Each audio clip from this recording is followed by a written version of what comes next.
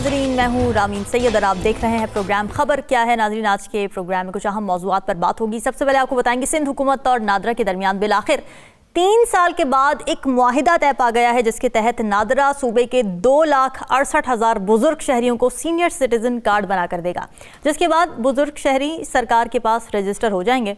इस कार्ड के बुजुर्गों को फायदे क्या क्या होंगे, इस पर करेंगे बात इंचार्ज इन्वेस्टिगेशन साउथ मंसूर मुगीरी से। इसके बाद फैसलाबाद डिस्ट्रिक्ट हेल्थ अथॉरिटी में करोड़ों रुपए की माली बेजाब्तगियों का इंकशाफ हुआ है। ऑडिटर जनरल की जानिब से एक रिपोर्ट आई है सामने, जिसमें 263 मिलियन रुपए से जायद की बेजाब्तगियों की निशानदेही हुई है। तो किन किन खातों में ये करप्शन हुई है और इसकी रिकवरी के लिए क्या क्या किया जा रहा है, इस पर एक्सक्लूसिव स्टोरी है रुबाब चीमा के पास, उनके पास जाएंगे। इसके बाद आपको बताएंगे कि कराची के महकमा रेवेन्यू अफसरान के एक कारनामे के बारे में, जहां साबिक चेयरमैन एंटी करप्शन की जमीन के खाते ही तब्दील कर दिए गए। मौजूदा चेयरमैन एंटी करप्शन के अहकामात पर आला सतह तहकीकात शुरू कर दी गई हैं। तो वहां पर होने वाली करप्शन का अहवाल जानेंगे 92 न्यूज़ के कराची के कॉरेस्पॉन्डेंट जाहिद खोकर से। सबसे पहले रुख कर लेते हैं सिंध का, जहां पर सिंध सरकार की जानिब से बुजुर्ग शहरियों के फलाह बहबूद के लिए एक बिल पेश किया गया था, सीनियर सिटीजन एक्ट, जो कि पास किया गया था। अब इस पर अमल दरामद तो 2016 से शुरू होना था, लेकिन 2021 के बाद आज़ादी कार्ड के नाम से पहले एक खाका तैयार किया गया, लेकिन फिर अमल दरामद नहीं हो सका। 3 साल गुजर गए। इसके बाद सिंध सरकार ने आज़ादी कार्ड का नाम तब्दील करके सिंध सीनियर सिटीजन कार्ड रख दिया। अब नादरा 60 साल से ज़्यादा बुजुर्गान को ये कार्ड बनाकर देगा, जिसके बाद 2 मरहले होंगे। सबसे पहले सिंध के 2,68,000 बुजुर्ग शहरियों को 575 रुपये फ़ीस देनी होगी, जिसके बाद ये कार्ड तैयार हो जाएगा, जबकि मजमूई तौर पर 3,37,000 बुजुर्ग शहरियों को ये कार्ड बनकर मिलेगा। तो सिंध के सीनियर सिटीजन कार्ड के फ़वाइद के बारे में सिंध हुकूमत ने काफ़ी बड़े बड़े दावे किए हुए हैं। क्या दावे हैं और इसकी प्रैक्टिकलिटी क्या है, क्या वाकई इसका बेनिफिट होगा बुजुर्गों को, इस हवाले से तफसीलात जान लेते हैं। इंचार्ज इन्वेस्टर साउथ मंसूर मुगीरी साहब हमारे साथ मौजूद हैं। मंसूर साहब, इस प्रोजेक्ट के बारे में अगर बात की जाए तो इसमें इतनी देर क्यों लग गई? 2014 में ये एक्ट पास होता है, फिर 2016 में इसकी मंजूरी भी हो जाती है, मगर 2024 हो जाते हैं इस पर अमल दरामद करवाते करवाते। इस ताख़ीर की वजह क्या थी? शुक्रिया मिस रामीन साहिबा। असल में देखिए, शुक्र है कि सिंध सरकार को 16 साल हुकूमत में काफ़ी अरसे के बाद याद तो आया कि सिंध में सीनियर सिटीज़न रहते हैं, उनके हुकूक भी हैं, उनकी कोई जिम्मेदारियाँ भी हैं।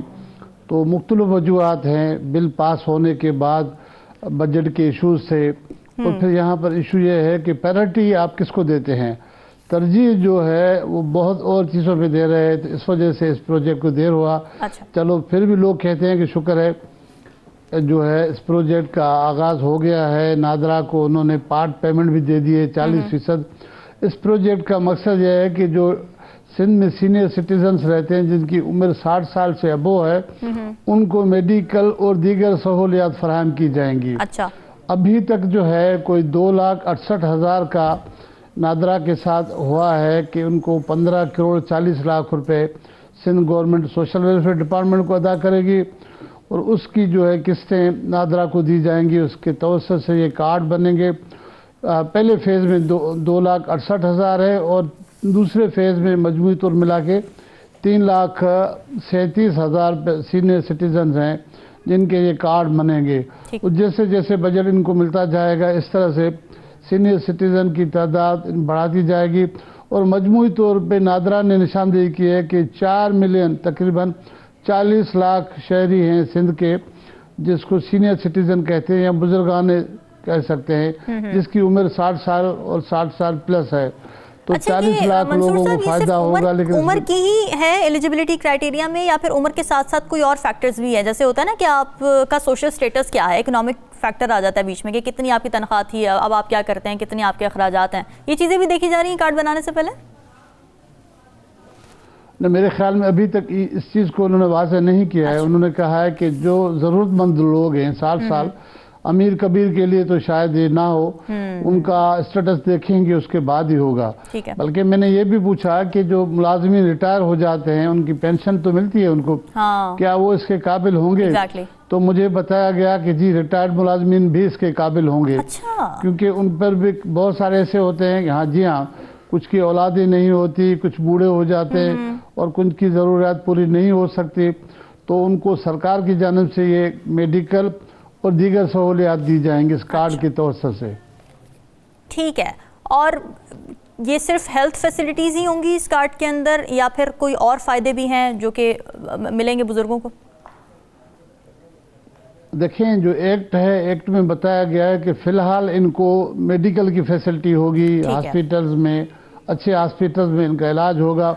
उसके बाद सफरी सहूलियात भी इनको दस्तयाब होंगी, फ्री में नहीं होगा लेकिन उसमें डिस्काउंट होगा ज़रूर। अच्छा। अब सफरी सहूलियात में अभी ये वाज़ह होना बाकी है कि ट्रेन और दीगर जो फ़र्ज़ करें कि पीआई है वो तो गवर्नमेंट के इदारे हैं, वहाँ तो मिलेगा, लेकिन जो प्राइवेट इदारे हैं, एरोप्लेन के जहाज़, उनका क्या होगा, वो जो सरकार के अलावा प्राइवेट बसेस हैं उनका तरीके क्या होगा, अभी ये डिफाइन होना बाकी है कि उस पर क्या अमल दरामद कराते हैं। ठीक है, और आपने ये बताया था कि फ़ेज़ 1 में 2,68,000 कार्ड्स बनेंगे, ये हमारे पास लिखा हुआ है, और मजमूई तौर पर 3,37,000 हैं। तो क्या बुजुर्गान की तादाद कम नहीं है जो बताई जा रही है? जी, फिलहाल तो देखिए इन्होंने पैसे मुकर्रर किए हैं, कोई रखे हैं इस साल के बजट में 15 करोड़ 40 लाख रुपए, ठीक है, जिसमें से इन्होंने 6 करोड़ 14 लाख रुपए दे दिए हैं।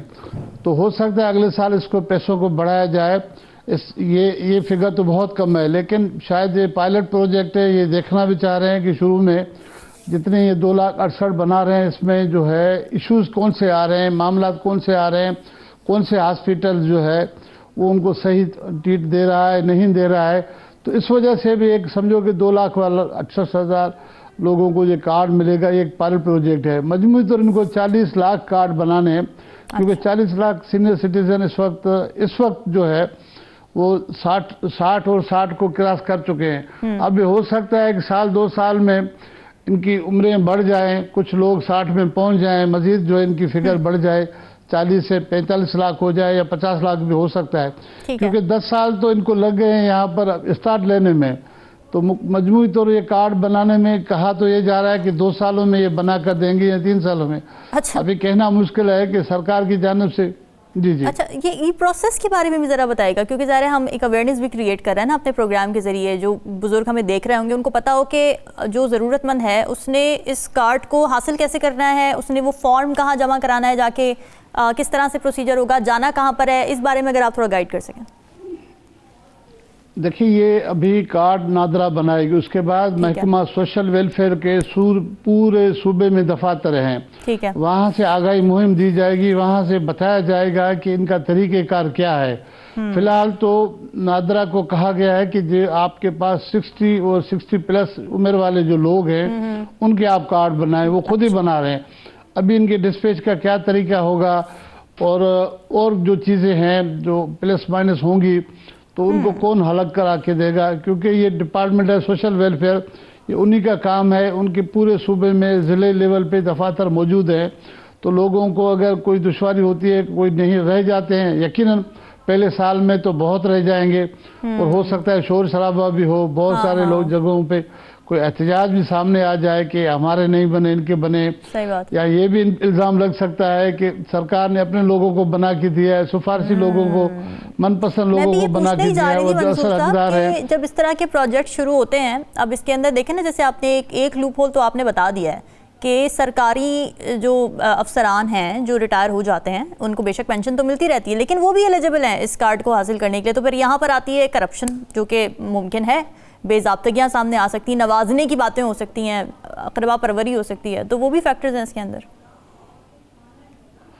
देखिए, जो सूबे का रिकॉर्ड हमें बता रहा है, इंतज़ामी मामला हम देख रहे हैं, उसमें ये सारी चीज़ें मुमकिनात में शामिल हैं। ये मुमकिन है कि पहले फेज़ में ये भी हो कि उन लोगों का किया जाए। अभी तक बात क्लियर नहीं है कि हम इल्ज़ाम लगा दें गवर्नमेंट पे कि उन्होंने एक फहरिस्त दी है नादरा को, लेकिन शफाफ बनाना बड़ा इम्पोर्टेंट है प्रोसेस को, बहुत बड़ा इम्पोर्टेंट। अब नादरा का रोल इसमें देखते हैं कि नादरा क्या कर लेती। नादरा की जानिब से क्या रैंडम बनाया जाता है या स्पेसिफिक बनाया जाता है, अभी देखना ये। अभी जैसे इनको पैसे मिले हैं, अभी एक पार्ट पेमेंट मिली है, अब उन्होंने कहा है कि हम बनाना शुरू करते हैं और आपको 1 साल के अंदर जो है ना अच्छे खासे हम कार्ड बना कर देंगे। तो 6 माह में हमें पता लग जाएगा कि जो कार्ड बने हैं उसमें ज़्यादातर गरीब लोगों को बने हैं या मिडिल क्लास के लोगों को या अपर क्लास के जो 60 प्लस वाले हैं, या पॉलिटिकल लोगों को बने हैं, ये जो हुक्मरान जमात के पार्टी के लोगों को बने, किसमें? अभी ये कबल वक्त है कि उन पे इल्ज़ाम लगाया जाए। अच्छा काम है, मैं तो इसकी तारीफ करूंगा, अच्छा काम है। बहुत ऐसे बुजुर्गान हमने देखे हैं जो इस एज में आने के बाद अपने मेडिकल की वजह से दीगर मामलात के लिए बहुत परेशान है। सरकार की जानिब से अच्छी स्कीमें सारी अच्छी होती है, अमल दरामद का सबसे बड़ा मसला होता है। खुदा करे कि इस पे अच्छे तरीके से अमल दरामद हो। और ट्रैक रिकॉर्ड भी अगर हम देख लें थोड़ा सा, मंसूर साहब, ज़ाहिर है आप इन्वेस्टिगेटिव रिपोर्टर भी हैं, आप चीज़ें देखते हैं फील्ड में, मुख्तलिफ प्रोग्राम्स का भी आपने जायज़ा लिया होगा जो ऑलरेडी सिंध हुकूमत ने शुरू किए हुए हैं। तो क्या वो जो प्रोग्राम शुरू किए हुए हैं वो अपने मंतक़े अंजाम तक पहुँचे हैं, उनकी इम्प्लीमेंटेशन हुई है, या वो ऐसे ही बीच में कहीं लटके हुए हैं, जो सही मुस्तहक लोग हैं वो अभी तक उससे मुस्तफीद हो ही नहीं पाए हैं? ट्रैक रिकॉर्ड क्या बताता है हमें सिंध हुकूमत का? देखिए, ट्रैक रिकॉर्ड तो ये है कि बहुत सारे प्रोजेक्ट हैं, मेजॉरिटी फेल्योर में है। कुछ उंगलियों पे गिनने जैसे प्रोजेक्ट हैं जिसको मैं कह सकता हूं कि वो फ्रूटफुल साबित हुए हैं। अच्छा। उनसे नताज मिले। अदरवाइज जो है करप्शन का एलिमेंट सबसे ज़्यादा रहा है। मिस अप्रोप्रिएशन, मिस गवर्नेंस या नाअहली अफसरान की, इंतज़ामी मामलात और इस तरह की चीज़ें बहुत सारे मिली हैं। तो मेजॉरिटी जो प्रोजेक्ट्स हैं हम वो उस नाकामी की तरफ हैं, अच्छे नताज नहीं मिले हैं। पर खुदा करे, ये बुजुर्गान का प्रोजेक्ट है, सारे लोग दुआ करें कि अल्लाह करे इसमें अच्छे लोग इनको हैंडल करें और अच्छे लोगों के हवाले ये प्रोजेक्ट हो, ताकि उसका स्टार्ट अगर अच्छा हो जाता है तो इसका मंतकी अंजाम अच्छा होगा। क्योंकि पिछले प्रोजेक्टों में स्टार्ट बहुत ख़राब हुआ है, किनका स्टार्ट अच्छा हुआ है, बीच में ख़राबी हुई, वो अफसरान तब्दील कर दिए जाते हैं। फिर ऐसे अफसरान को लाया जाता है जो इनकी फरमाइशी पूरी करते हैं, जिसके नतीजे में प्रोजेक्ट जो है सारे हिल जाते हैं। तो बहुत सारे प्रोजेक्ट नाकाम हो चुके हैं। अभी देखना यह है कि अल्लाह करे कि ये प्रोजेक्ट अच्छा है, शहरियों के लिए, बुजुर्गान के लिए है, जो बुढ़ापे के एज में जिनको मदद की सख्त ज़रूरत होती है, तो गवर्नमेंट ने उनको याद किया है, पैसे भी रख रही है। अब देखिए, सरकार की जानिब से पैसे भी रखे जाते हैं, जिनके लिए रखे जाते हैं अगर उनको फायदा नहीं होता है तो ये बड़ी बदकिस्मती किसकी है? हमारी गवर्नमेंट की बड़ी बदकिस्मती है कि आप जिस काम के लिए रख रहे हैं उन लोगों की है जो कि डिजर्विंग है, लेकिन इन लोगों की बदनीयतियां होती हैं, असल में इन लोगों की बदनसीबी नहीं होती। जी, बदनीयत तो अफसरान की है कि वो इसमें करप्शन करते हैं, वो दीगर चीज़ें करते हैं। लेकिन जो गवर्नमेंट जो इस चीज़ का नाम है, जो हमारी सिंध गवर्नमेंट है, उनको ये स्ट्रिक्ट तरीके से ये प्रोजेक्ट चलाना चाहिए। इसके शुरू में इस तरह का माहौल बनाना चाहिए, अच्छे लोगों के हवाले होना चाहिए और इसकी मॉनिटरिंग होनी चाहिए प्रॉपर तरीके से। अगर कहीं से खराबी है, कहीं से मीडिया निशानदेही कर रही है, लोग निशानदेही कर रहे हैं, तो फिर इनको चाहिए कि उस निशानदेही के बेस पे उसको रेक्टिफाई करें, उसको ठीक करें, ताकि ये प्रोजेक्ट मजीद आगे चले और नताज दे सके और शहरियों को फ़ायदा हो सके। देखिए, ये तो बैरूनी मुल्क जैसा प्रोजेक्ट है, कोई आम पाकिस्तान में इस तरह का कोई प्रोजेक्ट हमने तो नहीं देखा है। जो सोशल स्टेट्स हैं जैसे अमेरिका है, कनाडा है, वहाँ पर इस तरह की चीज़ें तो हैं, लेकिन पाकिस्तान में ये पहली बार हम देख रहे हैं, वो भी सिंध गवर्नमेंट कर रही है, जिस पे हम हमेशा तनकीद करते हैं। हमें उनकी नीयत पे शक नहीं है, लेकिन इम्प्लीमेंटेशन का मसला है, करप्शन का एलिमेंट है और नाअहली है। जी, ट्रैक रिकॉर्ड कोई अच्छा नहीं है। वैसे ये प्रॉब्लम है पीपल्स पार्टी या सिंध हुकूमत की अगर बात की जाए, प्रोग्रेसिव चीज़ें वो कर लेते हैं। अब जैसे ये आपने खुद ही बोला कि बड़ी इंपॉर्टेंट बात है कि इस तरह के प्रोजेक्ट्स वेस्टर्न हम सिस्टम से देखते हैं कि वहाँ पे मुवासलत मिलती है, सोशल वेलफेयर सिस्टम्स हैं, बहुत ज़्यादा प्रोटेक्शन दी जाती है वहाँ पे बच्चों को भी, बुजुर्गों को भी। पाकिस्तान में ये अपनी नौयत का एक पहला प्रोग्राम है जो शुरू होने जा रहा है। मंसूर साहब, ये इस तरह का प्रोग्राम किसी और सूबे में भी एग्जिस्ट नहीं करता, सिंध पहला ही है सीनियर सिटीजन्स को लेकर प्रोग्राम लॉन्च करने वाला? मेरे ख्याल में मैंने कभी कहीं ये खबर देखी नहीं है। हो सकता है कि किसी और सूबे में हो, लेकिन बलूचिस्तान में ये कंफर्म है, यहाँ नहीं है। अच्छा। और मुझे ये भी कंफर्म है कि KPK में भी नहीं है। पंजाब का मुझे कंफर्म नहीं है कि है, यानी फेडरल गवर्नमेंट की जानिब से भी कोई इस तरह की कोई चीज़ नहीं है। ठीक है। बल्कि मेडिकल कार्ड की तो पंजाब गवर्नमेंट ने शुरू किया था, लेकिन जिस तरह इसका नाम है सीनियर सिटीजन, जिसमें मेडिकल के अलावा सफरी सहूलियात जो होंगी, ट्रैवलिंग आप करेंगे जहाज़ में, उस पर आपको डिस्काउंट मिलेगा, ट्रेन पे जाएंगे उस पर डिस्काउंट मिलेगा, बाय रोड जाएंगे उस पर डिस्काउंट मिलेगा। इस तरह से कोई प्रोजेक्ट मैंने किसी और सूबे का सुना नहीं है।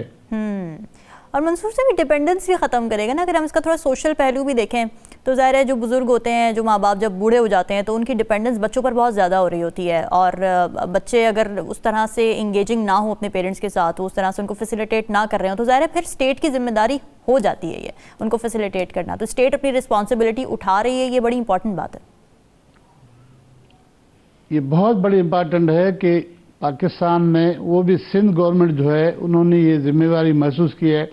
मैं समझता हूँ कि पीपल्स पार्टी की क़यादत में से किसी ने ये नेकी कमाई है, जिसने भी आइडिया दिया ये नेकी का काम है, क्योंकि ये यूरोप में, अमेरिका में, ऑस्ट्रेलिया में, जैसे मैंने बताया वहाँ पर तो ये चीज़ें चल रही हैं, लेकिन हमारे थर्ड वर्ल्ड जैसे कंट्रीज़ में इस तरह की चीज़ें ये समझो अनहोनी चीज़ है।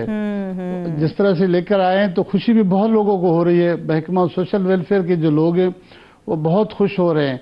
जब मैं उनसे डिस्कस करने गया तो वो मुझे हंस के कह रहे थे कि खुदा के वास्ते इस पे तनकीद मत करना, अच्छा प्रोजेक्ट है, शहरियों के लिए है। मैंने कहा मैं तनकीद की बात ही नहीं कर रहा हूँ, मैं ये कह रहा हूँ हाँ, मैं तो ये कह रहा हूँ कि अच्छा प्रोजेक्ट है। खुदा करे कि आप लोग, अल्लाह ताला आपकी नीयतें ठीक रखे और इस प्रोजेक्ट में इस तरह की कोई चीज़ मत कीजिएगा जिससे आप पे उंगलियां उठ जाए। मैं नहीं उठाऊंगा, कोई और उठाएगा, और हमारा काम है निशानदेही करना। आपको तो खुश होना चाहिए कि हम हमारी बिल्कुल रिस्पॉन्सिबिलिटी की हम निशानदेही करें और शफाफ कराना लेकिन हुकूमत की जिम्मेदारी है। नाज़रीन, डिस्कशन का सिलसिला जारी है, वक्त तो एक ब्रेक का, स्टे विद अस।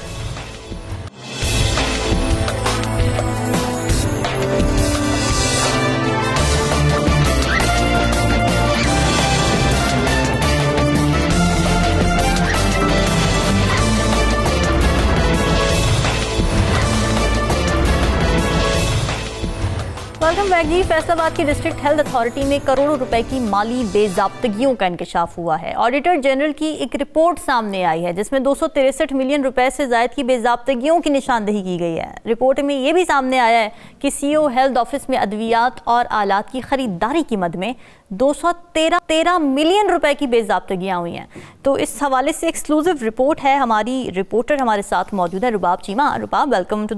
ये बताइएगा कि इस ऑडिटर रिपोर्ट में इंकशाफात क्या क्या हुए हैं, डिपार्टमेंट कौन कौन से मुलव्वस आए हैं?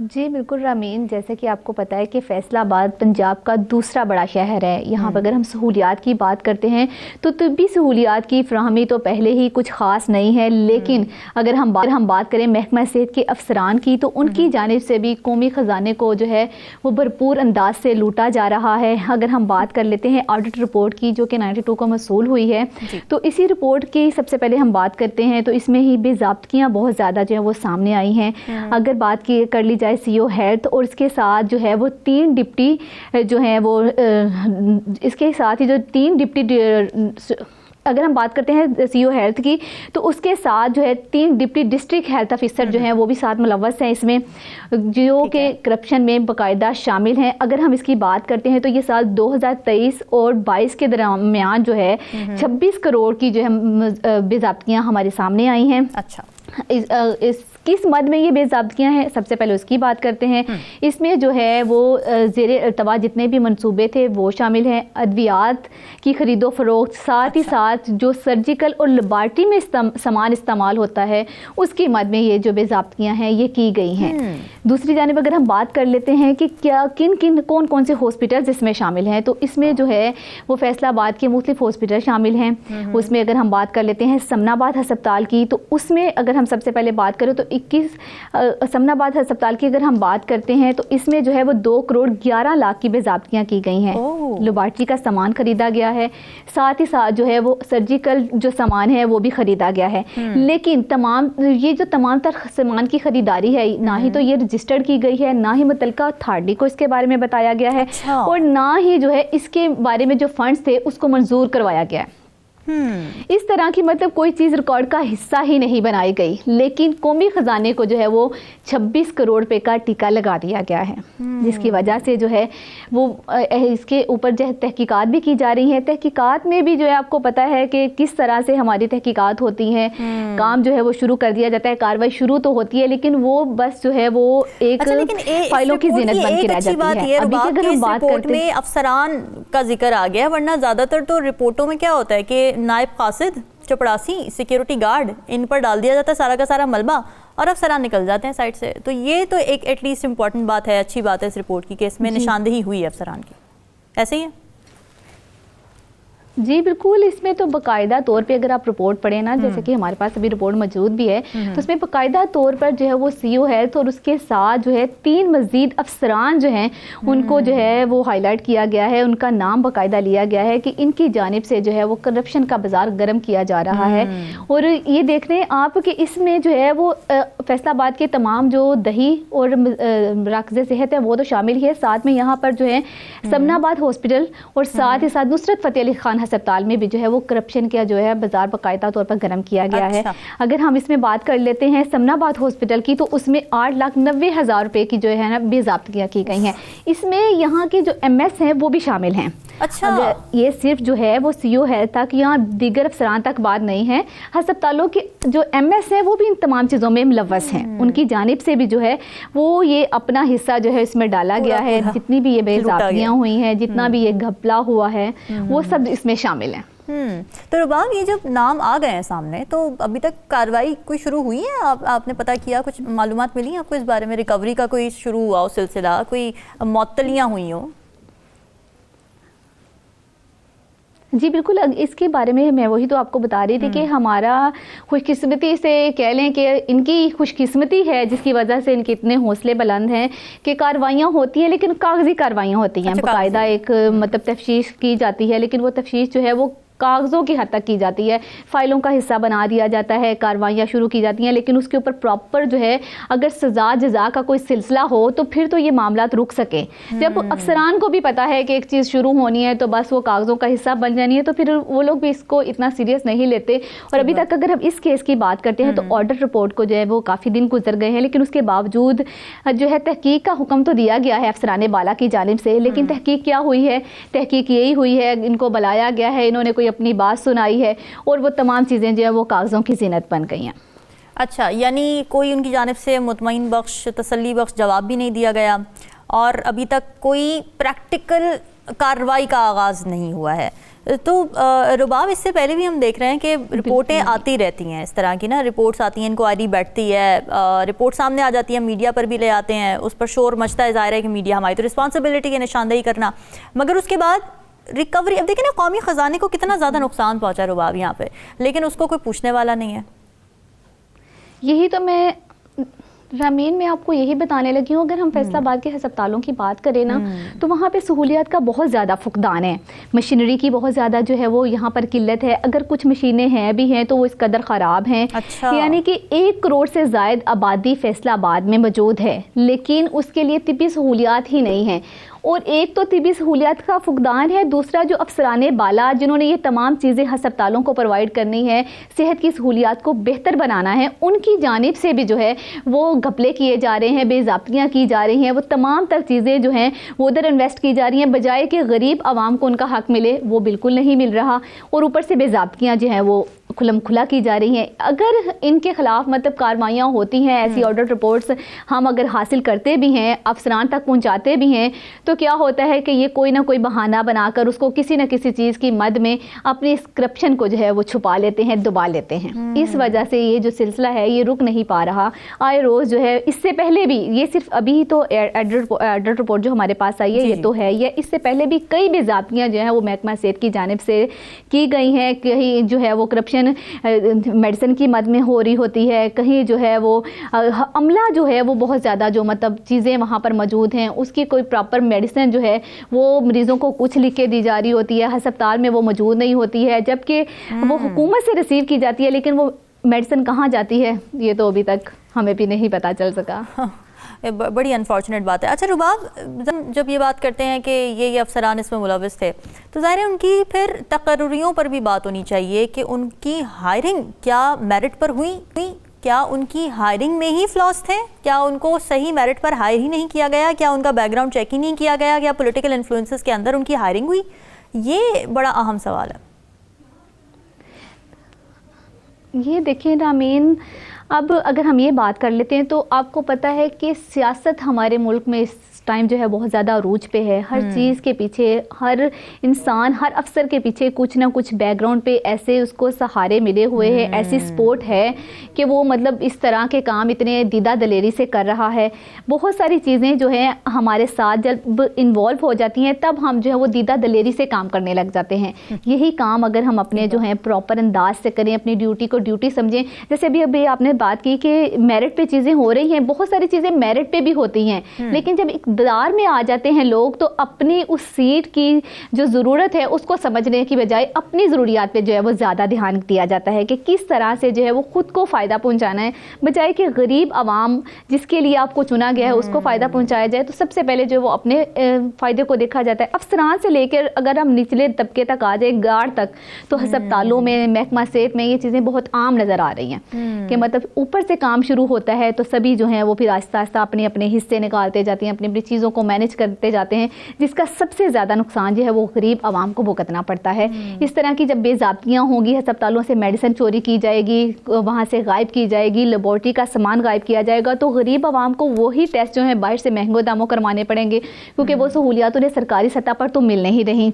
इसके लिए उन्हें बाहर का रुख करना पड़ता है। अगर हम मेडिसिन की बात कर लेते हैं, फैसलाबाद में अगर अस्पतालों में जो मेडिसिन है वो भी उनको वो मेडिसिन, जैसा कि आपको पता है कि फैसलाबाद एक शहर ऐसा है कि यहाँ पर हेपेटाइटिस के मरीज़ बहुत ज़्यादा है, तो हेपेटाइटिस की दवाई बाजार से भी बहुत ज़्यादा महंगी है। लेकिन जब अस्पताल से ही वो मेडिसिन नहीं मिलेगी तो गरीब आवाम जो है अब उसको सर्वाइव करना है, ज़िंदगी गुजारनी है, तो उसको मेडिसिन तो यूज़ करनी पड़ेगी। फिर वो बाज़ारों का रुख करते हैं, वहाँ पर वो महंगे दामों, डबल ट्रिपल कीमत पे वो चीज़ें ख़रीदते हैं। लेकिन ये नहीं है कि अस्पतालों में ये मेडिसिन आती नहीं है, मेडिसिन आती है लेकिन जाती कहाँ है, गरीब तक नहीं जाती, इन्हीं अफसरान की नज़र हो जाती है। ये बहुत बड़ी प्रॉब्लम है। और रुबाब, जब आपने बता रही थी कि मेडिसिन नहीं मिल रही होती और सहूलियात का फुकदान है अस्पतालों में, मशीन्स ख़राब हैं, दवाइयाँ नहीं हैं, तो जब लोग ये चीज़ देखते हैं, वहाँ जाते हैं, क्या वो प्रॉब्लम रिपोर्ट करने का उनके पास कोई ज़रिया है? क्या कोई चेक एंड बैलेंस है? क्या कोई शिकायती सेंटर्स हैं जहाँ पर शहरी जा सकें फैसलाबाद में, जिसके पास जाकर कोई दाद रसी हो सके, कोई अकाउंटेबिलिटी हो सके, कोई उनको ये बता सके कि जी हम आपका मसला हल करने की कोशिश करेंगे? जी बिल्कुल, हर अस्पताल के अंदर जो है वो शिकायत सेल बाकायदा तौर पे बनाया गया है। वो तो स्पेशली बनाया गया, उसके बहुत बड़ी नंबर प्लेट भी जो है वो भी लगाई जाती है कि जी ये शिकायत सेल जो है ये बना दिया गया है। लेकिन जब वहाँ पे शिकायतें लोग अपनी दर्ज करवाते हैं, अपनी फरियाद लेके जाते हैं, तो उसके मुतबादल उनको कुछ नहीं मिलता। वो एक कागज़ का टुकड़ा, जैसे मैंने आपको बताया कि सबसे बड़ा मसला ये है कि चीज़ें रिपोर्ट की जाती हैं लेकिन वो कागज़ की ज़ीनत हो जाती हैं, फाइलों की ज़ीनत बनकर रह जाती है। शिकायतें तो बहुत सारी दर्ज की जाती हैं। अब अगर हम आवाम की बात कर ले तो अस्पतालों में जब मैं जाती हूँ तो लोग बहुत ज़्यादा ये गिला करते नज़र आते हैं कि बड़ी बड़ी बिल्डिंगें बना दी गई हैं जिनकी इतनी ज़रूरत नहीं है। ज़रूरत है इसके अंदर सहूलियात की, मशीनरी की, अद्वियात की, इसके अलावा मुख्तलिफ वार्ड्स की। मेन अगर अस्पतालों की हम बात करें तो उसके अंदर बहुत सारे ऐसे वार्ड्स ही मौजूद नहीं हैं जिनको मरीज़ को फ़ौरन ज़रूरत पड़ती है। ICU की अगर हम बात कर लेते हैं तो देखें, अब ICU हर अस्पताल में जो है वो फ़ाल होना चाहिए, उसमें कम से कम 15-20 बेड तो होने ही चाहिए। लेकिन अगर इन अस्पतालों की बात करें तो 10-10 बेड, 7-7 बेड, 8-8 बेड जो है वो ICU के हैं लेकिन मुकम्मल तौर पर फाल नहीं है, जिसकी वजह से गरीब आवाम जो है वो ज़िंदगी की बाजी हार जाती है। तो उनकी जानिब से यही कहा जाता है कि मतलब चीज़ें, ये जो बिल्डिंग्स बनाई गई हैं, रिवैम्पिंग बहुत ज़्यादा हुई है अस्पतालों में। फैसलाबाद में नो डाउट बहुत अच्छा इनका सेटअप जो है उसको बना दिया गया है, बिल्डिंग बहुत अच्छी हो गई हैं, लेकिन अभी भी मशीनरी और अद्वियात की जो किल्लत है वो गरीब आवाम को खासा परेशान कर रही है। ठीक है, तो रुबाब, ज़ाहिर है आप इस बारे में इन्वेस्टिगेशन करती हैं, जाके आप बात करती हैं लोगों से, MS से भी आप बात करती होंगी, तो आपने जब उनसे पूछा कभी भी जब रिपोर्टिंग करते हुए कि भाई आपके ये फुकदान नज़र आ रहा है, हमें मशीन्स नहीं है, आपके पास दवाइयाँ नहीं हैं, तो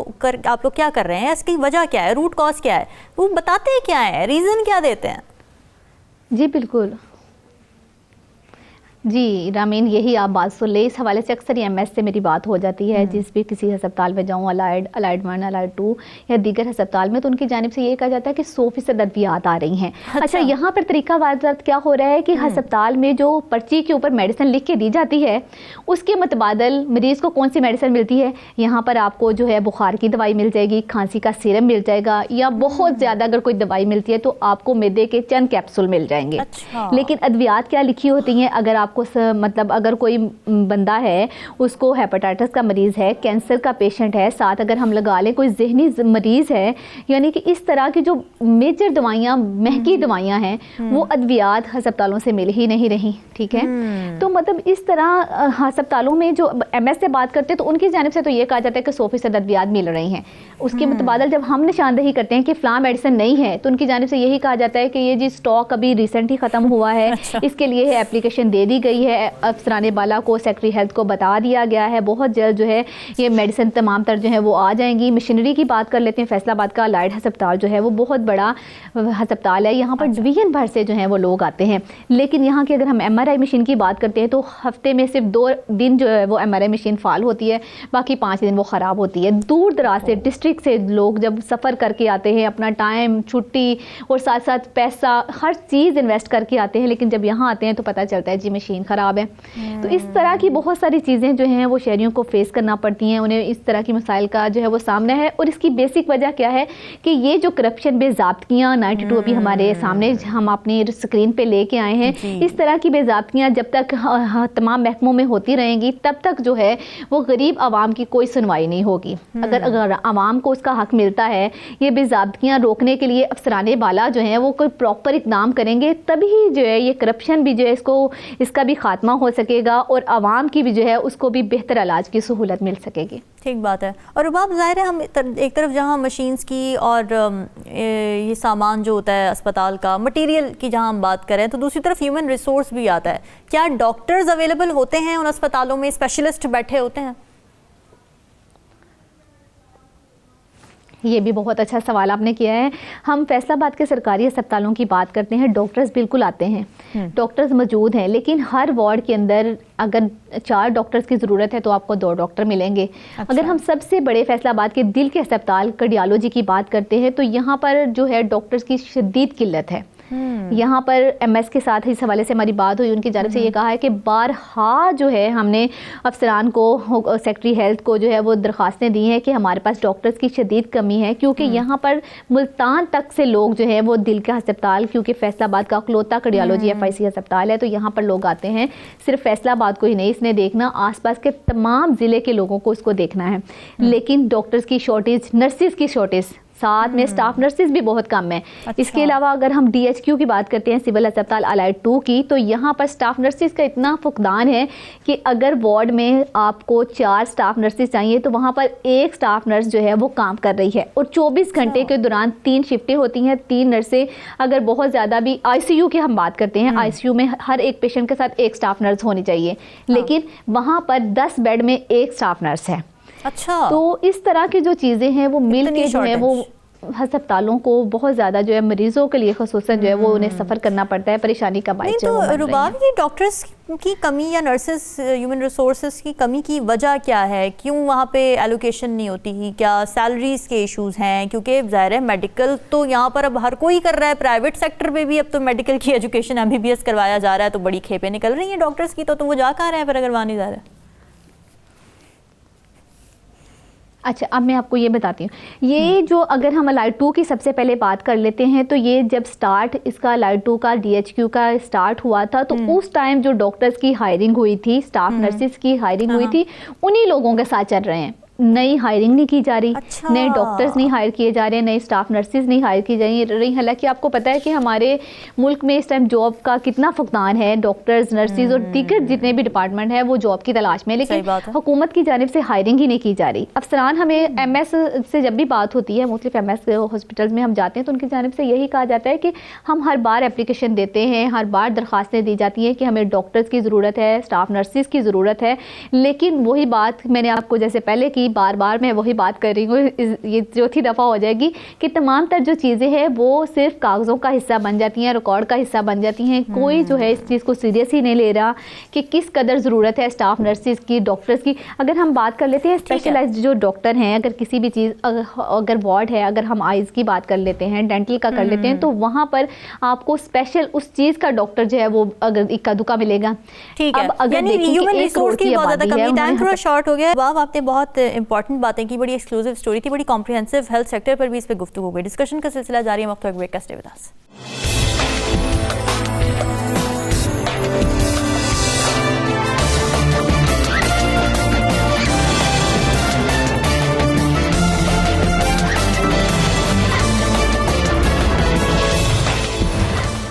वेलकम बैक नाज़रीन। कराची की महकमा रेवेन्यू अफसरान का एक कारनामा सामने आया है। साबिक चेयरमैन एंटी करप्शन की ज़मीन के खाते ही तब्दील कर दिए गए हैं, ये इंकशाफ सामने आया है। फिर ये भी पता चल रहा है कि मौजूदा चेयरमैन एंटी करप्शन के अहकामात पर आला सतह की एक कमेटी भी कायम कर दी गई है, तहकीकात शुरू कर दी गई हैं और उस वक्त के असिस्टेंट कमिश्नर का नाम सामने आया है जिन पर पहले भी मुख्तलिफ इल्ज़ामात लगते रहे हैं और उसकी तहकीकात भी अभी तक ऑन गोइंग है कि अब एक और इल्ज़ाम लग चुका है। इस पर एक्सक्लूसिव स्टोरी है, जाहिद खोकर के पास हमारे रिपोर्टर हैं। Zahid, welcome to. ये बताइएगा कि आम लोगों के इस तरह से खाते तब्दील कर दिए जाए ज़मीनों के, ये तो हमने सुना था, मगर अब अफसरान ने साबिक चेयरमैन एंटी करप्शन को भी नहीं बख्शा।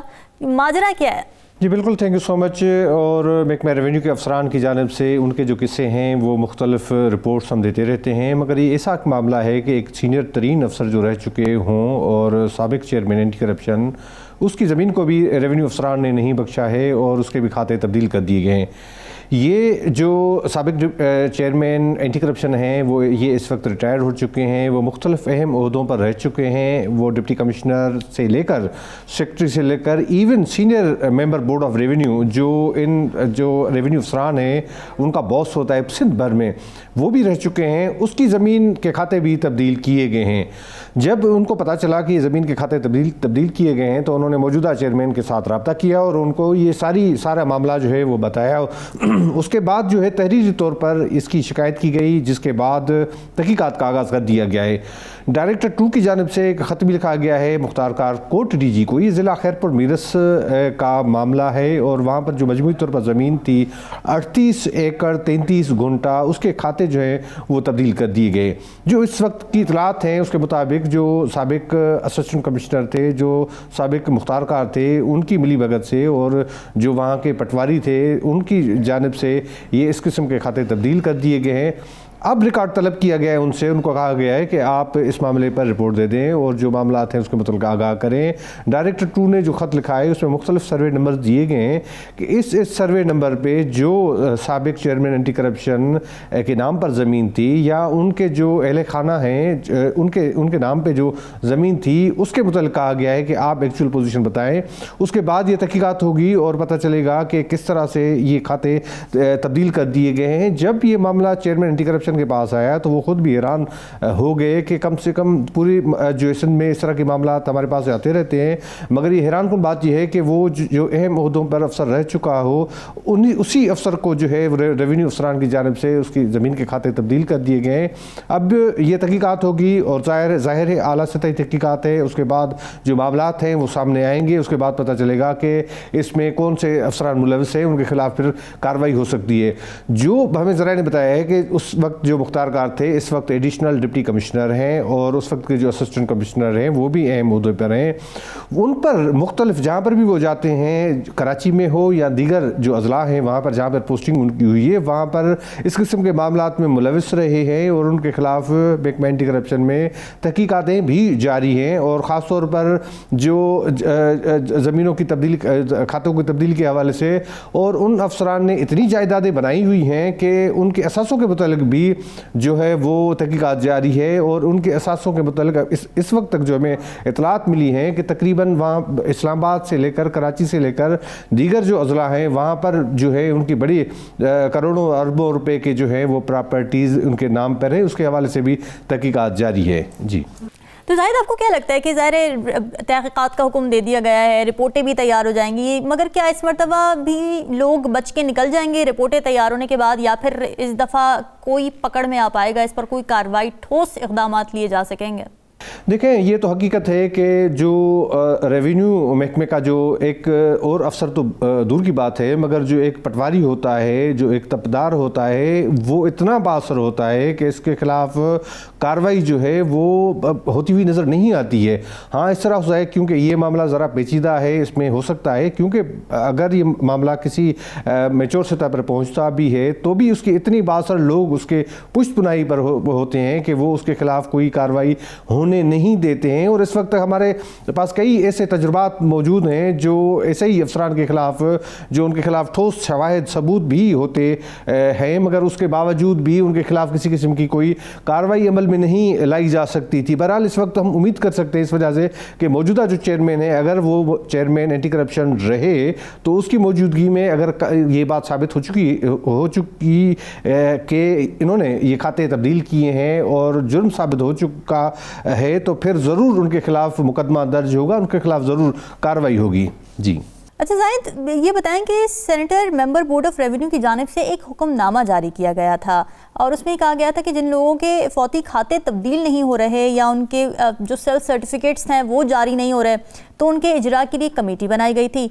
तो इस पर किस हद तक इम्प्लीमेंटेशन हो चुका है? जी कि senior member board of revenue के पास काफ़ी शिकायत ऐसी मौसूल हुई थी कि जो असल जो जायदादों के मालिक हैं, ज़मीनों के मालिक हैं, भले उनकी थोड़ी सी ज़मीन हो, छोटी प्रॉपर्टी हो, उनके जो है फौती खाते, जिस तरह से जिस घर के सरबराह के नाम पर कोई ज़मीन होती है तो उसके बाकी वर्सा के नाम पर ये सारा खाता मुंतकिल होना होता है और सेल्फ सर्टिफिकेट जारी होना होता है, क्योंकि इन कानूनी तकाज़ों और डॉक्यूमेंट्स के मुकम्मल होने के अगर नहीं होते तो वो कोई भी अपनी प्रॉपर्टी फ़रोख्त नहीं कर सकते हैं, तो उसकी कोई वैल्यू नहीं होती। ऐसी कई शिकायत सिंध भर में होती हैं, तो मौसूल हुई थी senior member board of revenue को, जिसके बाद उन्होंने एक कमेटी बनाई है और सिंध भर में हर ज़िले में एडिशनल डिप्टी कमिश्नर की सरबराही में ऐसी कमेटी बनाई गई है कि इन मामलों को देखेगी और ये यकीन जो है इंश्योर करेगी कि जितने इस तरह के केसेस हैं उनके खाते तब्दील करवा दिए जाएंगे। उनके पास जो भी शिकायत मौसूल होगी तो वो उस पर अमल दरामद कराएंगे। और डिप्टी कमिश्नर को कहा गया था कि आप हर 15 दिन में इस मामले पे इजलास बुलाएंगे। इसी तरह से कमिश्नर जो डिविजनल सतह पर है उनको भी हिदायत जारी की गई कि आप इस मामले पर जितने आपके डिवीज़न में जो डिस्ट्रिक्ट्स आते हैं उस पर अमल दरामद के हवाले से आप पोजीशन लेते रहेंगे। तो ये एक उन्होंने नोटिफाई किया है, एक हुक्मनामा जारी हुआ है। ये इस तरह के हुक्मनामे तकरीबन 2019 से जारी होते हुए आए हैं, मगर बदकिस्मती की बात है कि वही अफसरान जो मौजूद होते हैं वो उस पर अमल दरामद नहीं कराते हैं, वो उसमें रुकावटें डालते हैं, मुख्तलिफ़ किस्म के हरबे डालते हैं, तो जिसकी वजह से ये जो काम है, जो असल लोग जो हैं, इसी तरह से जो हम बात करते हैं कि जो असल लोग हैं जिनकी ज़मीनें हैं तो वो उनके खाते तो तब्दील नहीं होते, मगर जो बासर लोग हैं जो रिश्वत देते हैं उनके खाते जेन्युइन खाते भी तब्दील किए जाते हैं। तो इस तरह से रेवेन्यू का ये एक मामला है। और दूसरी बात यह है कि महकमा सिंध हुकूमत की जानिब से ये कोशिश भी की जाती है, जिस तरह से सब रजिस्ट्रार ऑफिस में ई रजिस्ट्रेशन का सिस्टम नाफिज किया गया है इस वक्त, और इसी तरह से रेवेन्यू रिकॉर्ड को जो है कंप्यूटराइज करने के हवाले से भी इक़दाम वक्तन फ़वक्तन उठाए जा रहे हैं, मगर उसके बावजूद देखा यह जा रहा है कि वो कोई अपना जो सिस्टम है उसमें से निकाल देते हैं, अपने मामलात ऐसे रख लेते हैं कि जिसके बाद वो सिर्फ अपनी कार्रवाई में ज़रूर कामयाब जाते हैं, मगर आम जो इंसान है उसको किसी किस्म का रिलीफ नहीं मिलता। तो बहरहाल इस वक्त भी senior member board of revenue की जानिब से ऐसा हुक्मनामा जारी किया गया है। अब उम्मीद करते हैं कि इस पे जो है मॉनिटर खुद करेंगे ताकि जिस मकसद के लिए हुक्मनामा जारी किया गया है उस पर अमल दरामद हो सके और आम इंसान जो आम लोग हैं उनको कम से कम रिलीफ मिलना चाहिए। अच्छा जाहिद, ये बताएं कि कराची में सिस्टम के तहत सरकारी और निजी अफराद की ज़मीनों पर जो कब्ज़े किए जाते हैं और उनके जो खाते तब्दील किए जाते हैं, तो वो करने के मामलात में कुछ कमी आई है, ऐसे वाक़यात में कुछ कमी आई है, या फिर दिन ब दिन ये मामलात बढ़ते ही जा रहे हैं और इसके ऊपर कोई अकाउंटेबिलिटी, कोई रिकवरी नज़र नहीं आ रही? देखें, ये बड़ा ही सेंसिटिव इशू है। कराची में गुज़श्ता 15 सालों से एक सिस्टम नाफिज है और ये सिस्टम इतना मजबूत है कि पूरे शहर में रेवेन्यू अफसरान या डिप्टी कमिश्नर्स हैं उनके ट्रांसफ़र पोस्टिंग कराता रहा है, और उसके तहत जो भी ज़मीनों, सरकारी ज़मीन हो या किसी बिल्डर की ज़मीन हो, किसी प्राइवेट जो है फ़र्द की ज़मीन हो, उनकी जो है प्रॉपर्टीज़ पे कब्ज़े होते हैं, उनके खाते तब्दील किए जाते हैं। जिसके बाद अब जो है रिसेंटली कुछ शिकायत हुई हैं, जो आबाद जो है जिनके रहनुमा हैं उनकी जानिब से, सदर की जानिब से मुख्तलिफ खतूत भी लिखे गए हैं सिंध गवर्नमेंट को, जो association of builders developers association है उनकी जानिब से।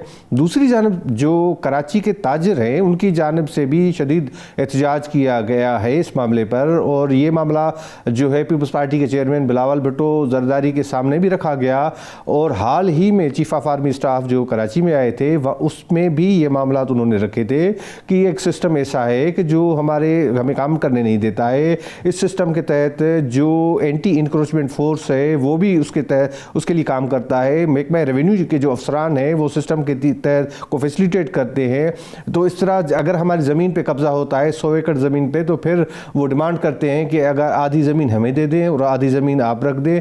तो मजबूर होते हैं ये बिल्डर्स इस सारे सिस्टम को उनको आधा हिस्सा देने में, क्योंकि उसके अलावा कोई जो है राह नहीं होती। हालांकि बिल्डर्स की जानिब से जो चीफ जस्टिस हैं उनको भी बार बार सिंध हाई कोर्ट के एक अपील की गई है कि आप इस मामले में एक अलग से बेंच बनाएं ताकि इन मामलों को देखें। तो इस वक्त जो नज़र ये आ रहा है कि इन शिकायत के बाद और जो नोटिस लिया गया है और मुख्तलिफ इदारे इस हवाले से सरगर्म हो गए हैं और उन्होंने अपनी रिपोर्ट्स भी दी हैं, तो उसके बाद कुछ चीज़ें हमें जो है पॉजिटिव नज़र आने लगी हैं। और इसी वजह से कुछ रोज़ कबल भी जो मुख्तलिफ जो डिप्टी कमिश्नर्स थे जो सिस्टम के लिए काम करते थे उनको अपने उहदों से हटाया गया है और दूसरे जो अफसरान हैं उनको मुकर्रर किया गया है। तो एक तासुर ये ज़रूर मिला है कि अब सिस्टम के ख़िलाफ़ कोई कार्रवाई होने जा रही है और सिस्टम जो है अब कराची में जो कुछ ना कुछ वो जो है कमज़ोर हुआ है। तो ये चीज़ें हैं, मगर हम ओवरऑल मजमूई तौर पर देखते हैं इस सारे मामलात को पूरे कराची में जो है मामलात को लेने की ज़रूरत है। काफ़ी अच्छी बात है कि डिप्टी कमिश्नर्स, क्योंकि ये ज़िला वेस्ट के अंदर भी सिस्टम काफ़ी सालों से जो है सिस्टम चल रहा है, मलीर के अंदर सिस्टम चल रहा है और दीगर जो है जो अजला है वहाँ पर भी सिस्टम ये काम कर रहा है, जहाँ पे अरबों रुपए मालियत की जो ज़मीन है वो सिस्टम के तहत वो कब्ज़े में लेते हैं, किसी और बिल्डर को बेच देते हैं। जो उनके कागजात हैं महकमा रेवेन्यू के अफसरान उनको बना देते हैं। वो इतना पेचीदा कागज़ों के हवाले से मामला कर देते हैं कि मजबूरन जो ताजिर हैं, बिल्डर हैं, जो ज़मीन का मालिक है वो उनको हिस्सा देने के लिए मजबूर हो जाता है कि चले अदालतों में मामला जाएगा तो ये तो लटक जाएगा, इसलिए फौरी रिलीफ के लिए ये मामला जाते हैं। आज ही एक इतला मिली है कि हमारे जो हैं सीनियर जो हैं वो अदीब हैं, राइटर हैं और उनकी ज़मीन पर भी नूरियाबाद में कोई 8 एकड़ ज़मीन है, वहाँ पर भी एक टाउन नाजिम ने कब्ज़ा किया है। आज की इतला है। तो इस किस्म के जो तो अब जाहिद ये होगा क्या? ज़ाहिर है ये तो बात सामने आगे कि ज़मीन के खाते तब्दील किए गए हैं।